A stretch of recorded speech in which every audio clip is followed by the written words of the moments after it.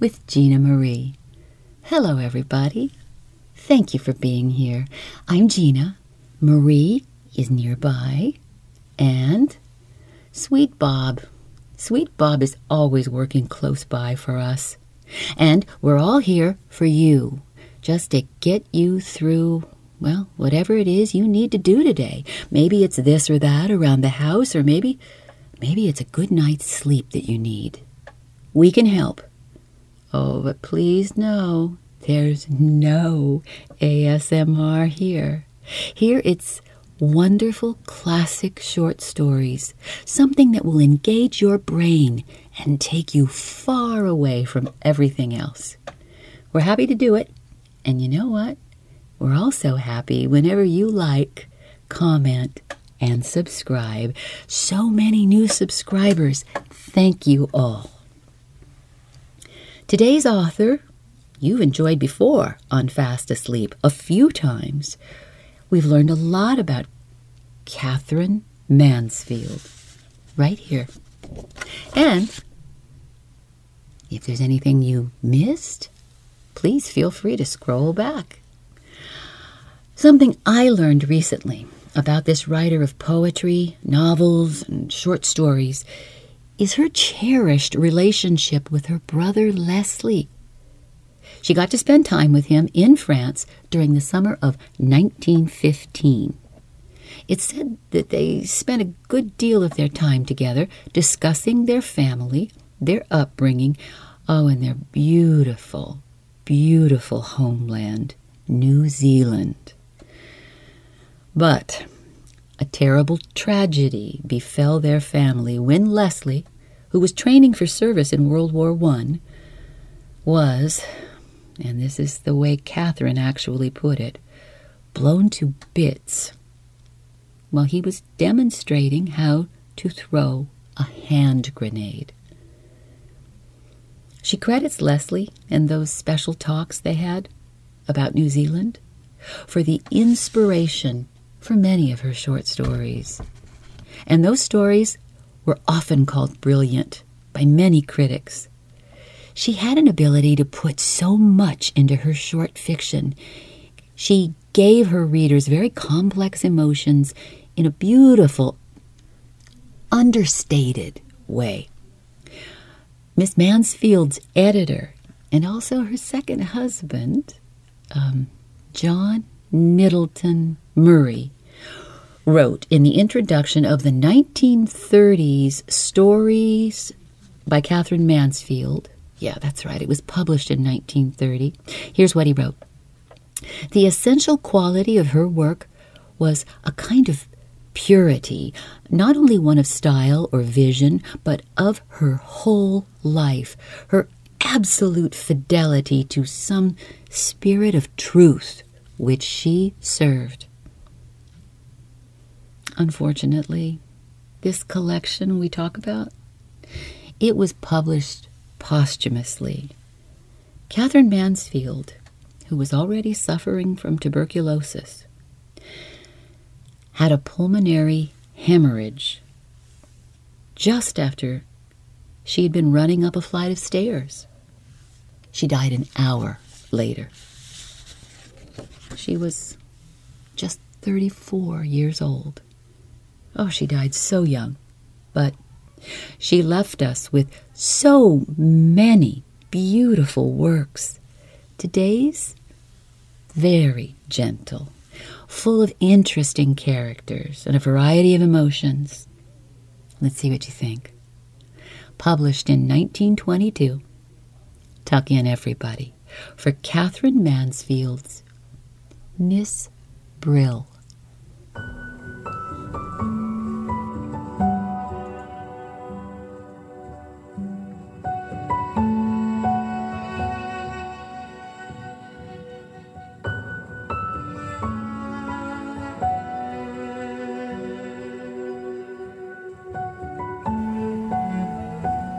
Although it was so brilliantly fine, the blue sky, powdered with gold and great spots of light like white wine splashed over the Jardin Public.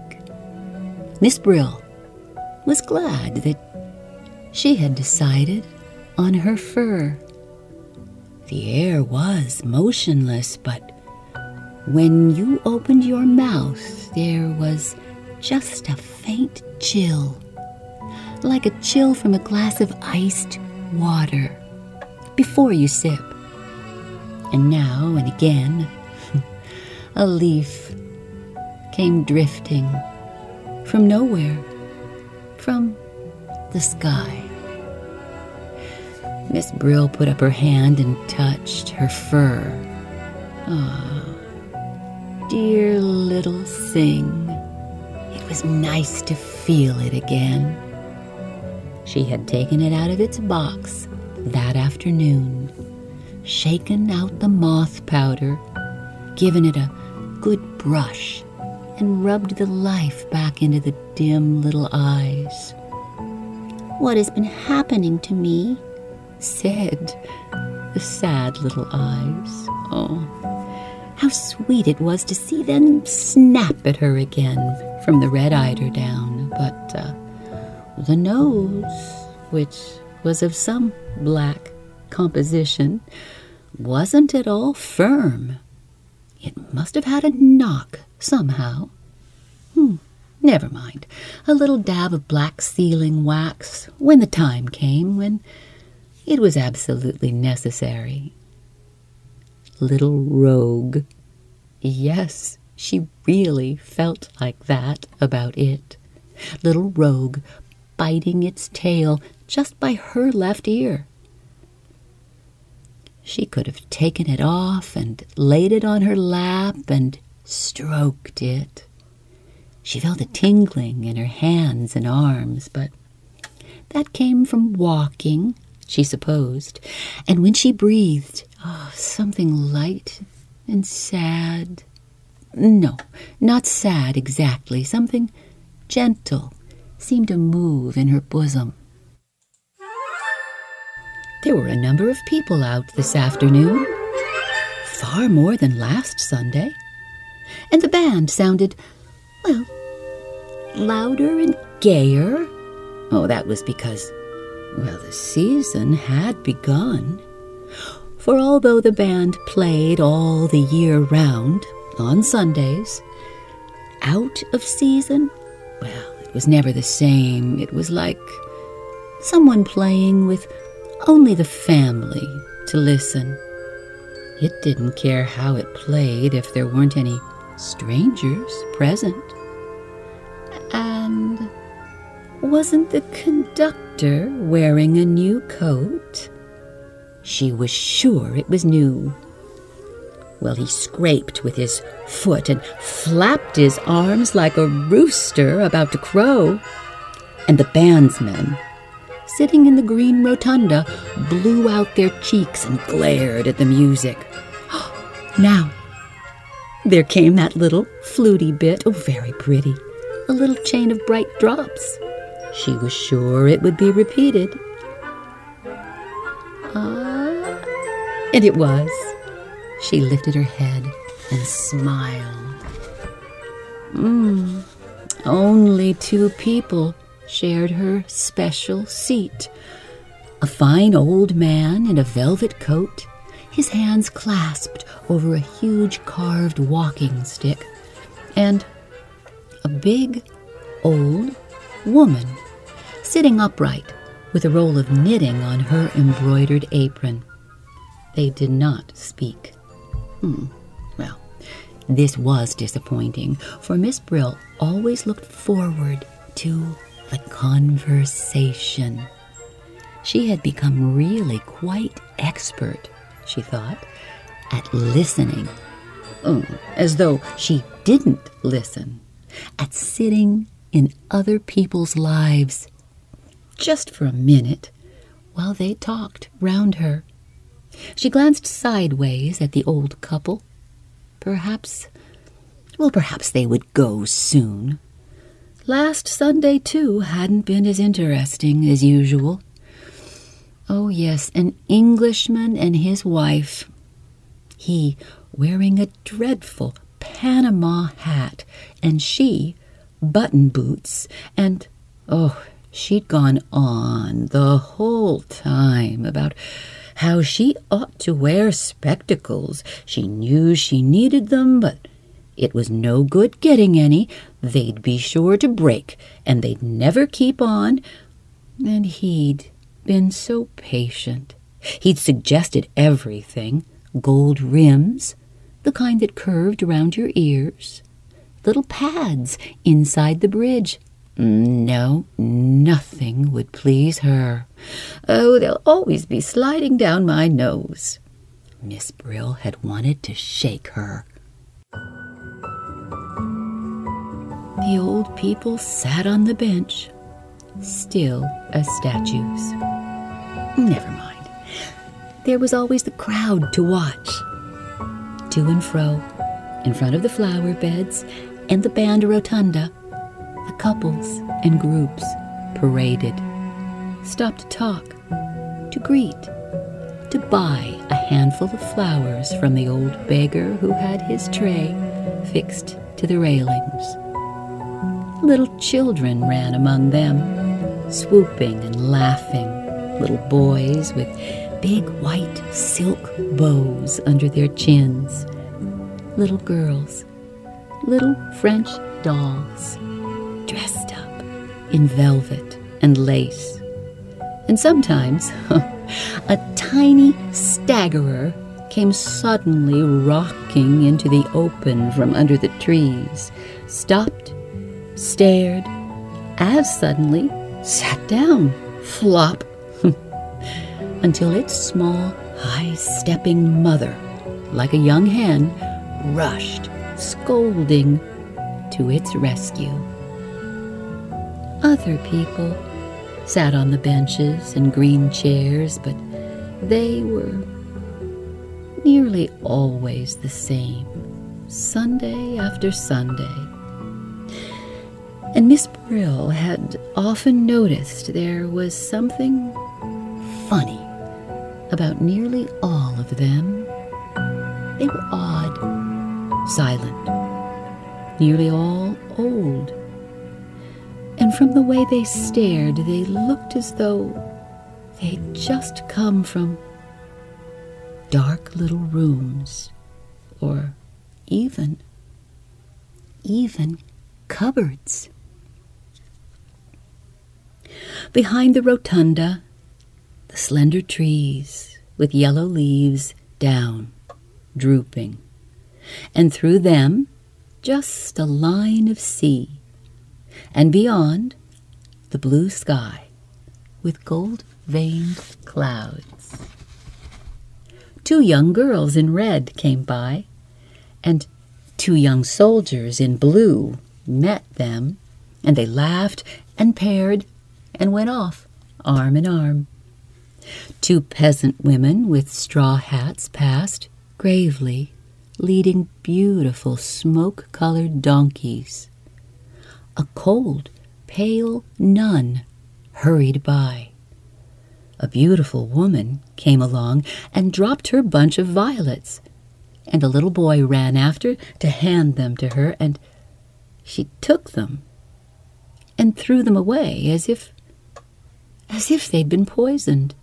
Oh, dear me!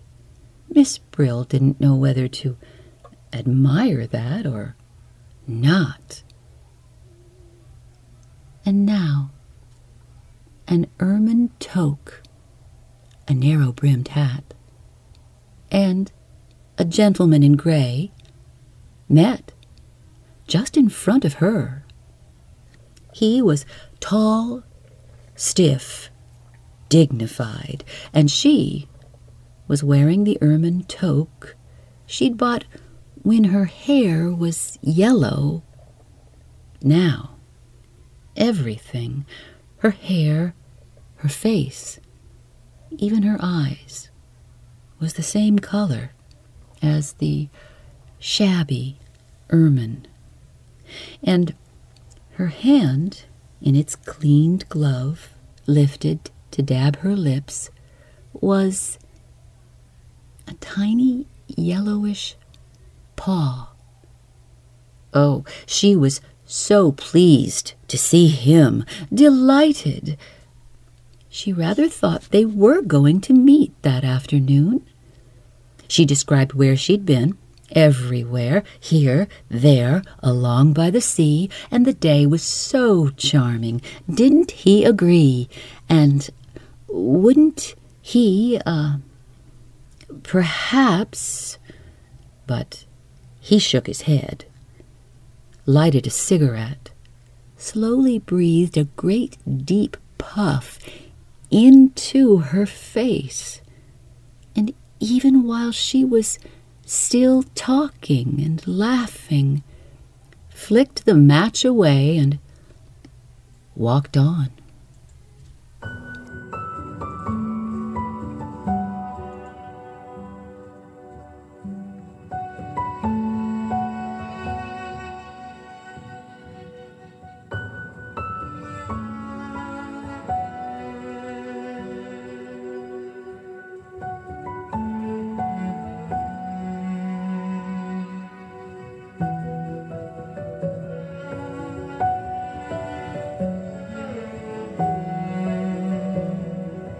Stay with me. I'll be right back.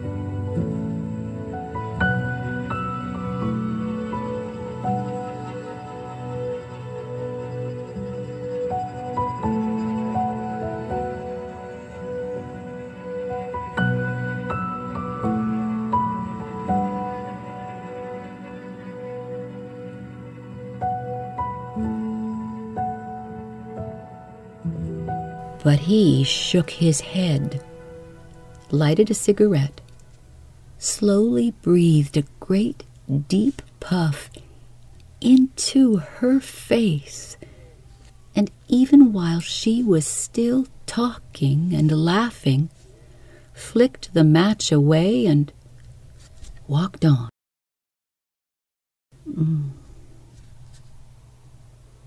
The ermine toque was alone.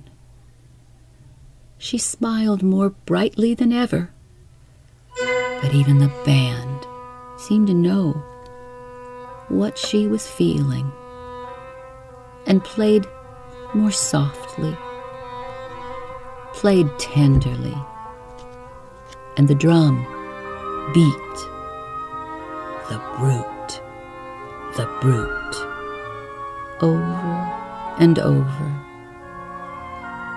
What would she do? What was going to happen now? But as Miss Brill wondered, the ermine toque turned, raised her hand as though she'd seen someone else, much nicer, just over there, and she pattered away. And the band changed again and played more quickly, more gaily than ever. And the old couple on Miss Brill's seat got up and marched away.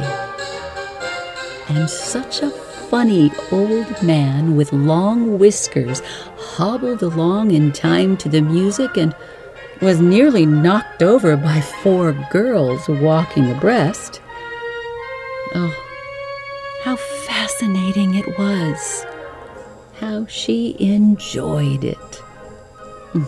How she loved sitting here, watching it all. It was like a play.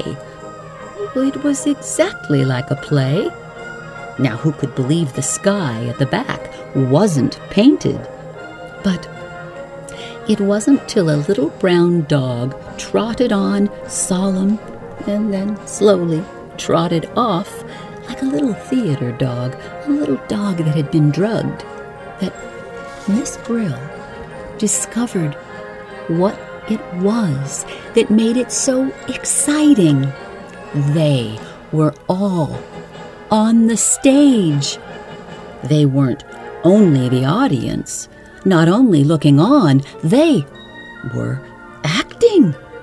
Even she had a part and came every Sunday. No doubt somebody would have noticed if she hadn't been there. She was part of the performance, after all. How strange. She'd never thought of it like that before, and yet it explained why she made such a point of starting from home at just the same time each week. Well, so as not to be late for the performance. And it also explained why she had quite a queer, shy feeling at telling her English pupils how she spent her Sunday afternoons. No wonder Miss Brill nearly laughed out loud. She was on the stage. She thought of the old invalid gentleman to whom she read the newspaper 4 afternoons a week while he slept in the garden. She had got quite used to the frail head on the cotton pillow, the hollowed eyes, the open mouth, and the high-pinched nose.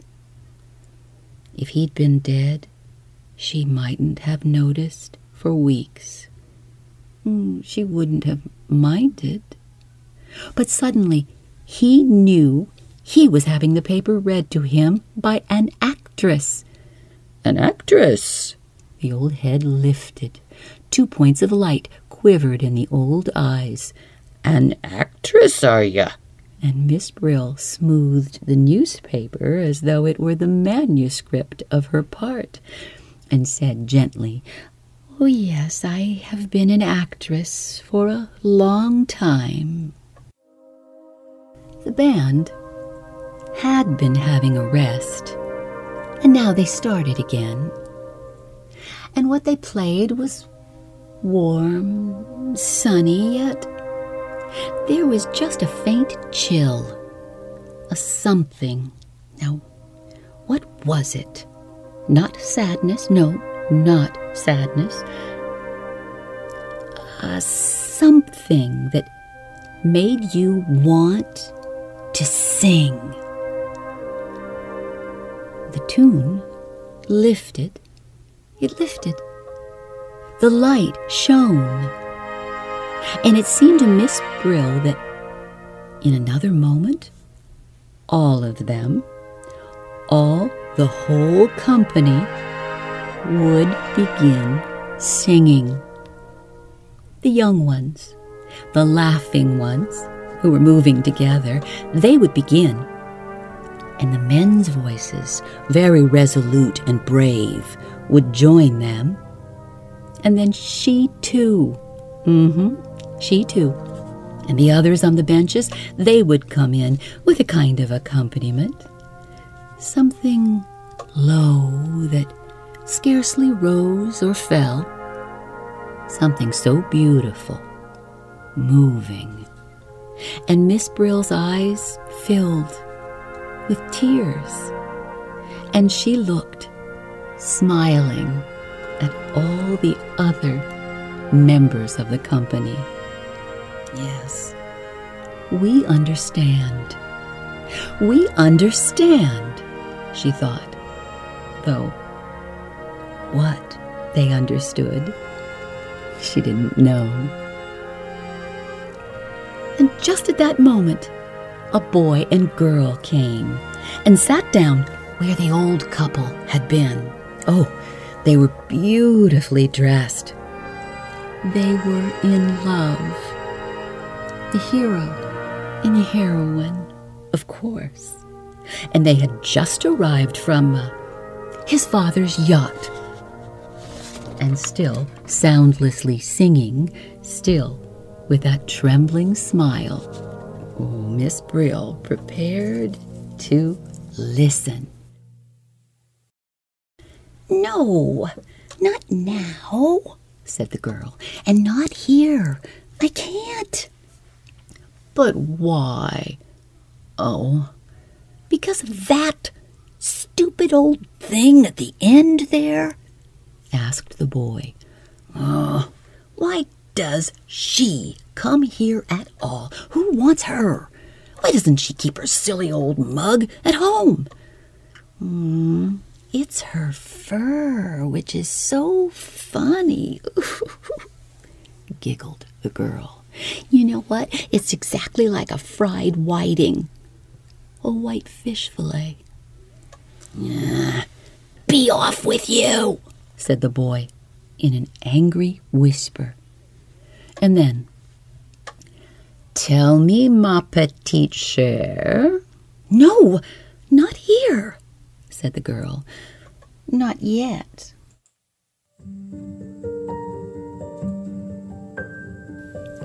On her way home, she usually bought a slice of honey cake at the baker's. It was her Sunday treat. Sometimes there was an almond in her slice. Sometimes not. It made a great difference. If there was an almond, it was like carrying home a tiny present, a surprise, something that might very well not have been there. She hurried on the almond sundaes and struck the match for the kettle in quite a dashing way. But today, she passed by the baker's. She climbed the stairs, went into the little dark room. Her room, like a cupboard, and sat down on the red eiderdown. She sat there for a long time. The box that the fur came out of was on the bed. She unclasped the necklet quickly, and quickly, without looking, laid it inside. But when she put the lid on, she thought she heard something crying.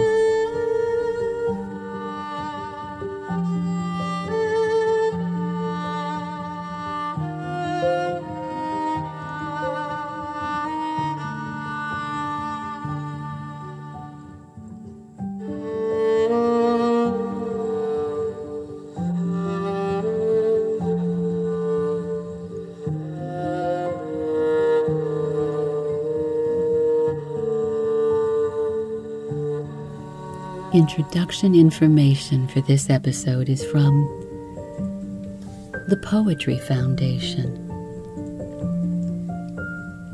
with their uncredited article entitled Katherine Mansfield, and other sources in our show notes.